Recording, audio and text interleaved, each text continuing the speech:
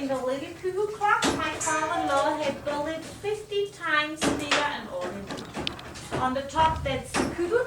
Next, for 1/2 come the cuckoo outside.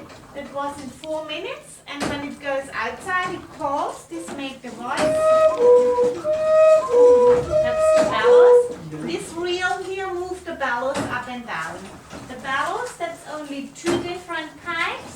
We blow air in the pipe and then it makes the voice. It's the same system in all of the lady cuckoo clocks. The power, the movement of this big clock, it's the weight is 70 kilo. The way it works down, first the big reel moves all the other reels here inside. The lever on the top only stop the reel on the top, let it go, stop and let it go, and controls so the time. When we want that the clock works faster, we do it on the pendulum, we push it up. When we want that the clock works slow, we do it down, so we can adjust the time. This right part, this reels, it's all for the time, and this reels move their hands outside, and this left side, it's for the cuckoo. The left part move when the cuckoo goes outside. This reel here tells how often the cuckoo makes cuckoo. At 2 o'clock, it makes 2 times cuckoo. At 12 o'clock, that's the best time. It makes 12 times cuckoo. You see here on the wheel, the woods here are all different sizes.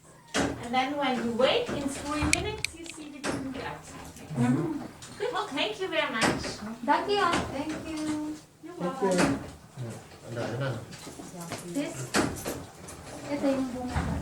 Ano daw? Ano sabi? So, baka malapit na. I-record nyo ha. Record mo.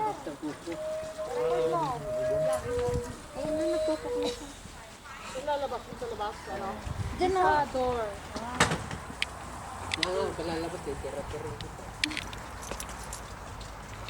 Nog 1 minuut.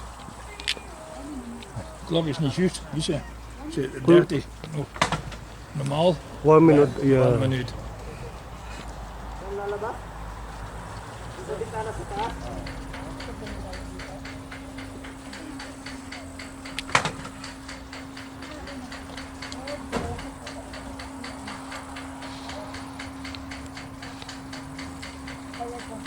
Zie je hem, sorry, aan de bier komen staan.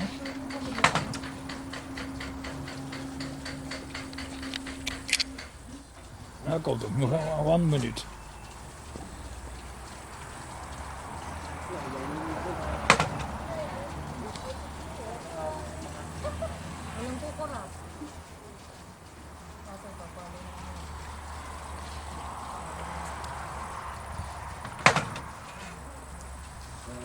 Oh.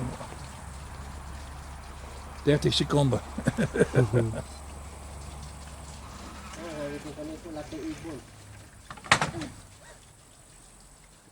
Sst.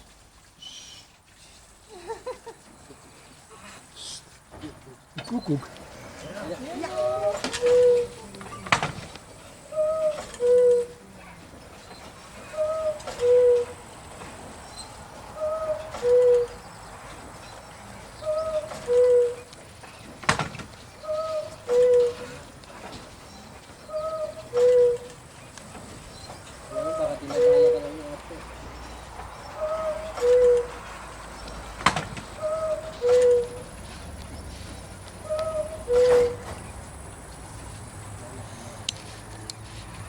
Deur dicht. Oké. Finish. Yung nakita namin bahay kanina, ang ganda.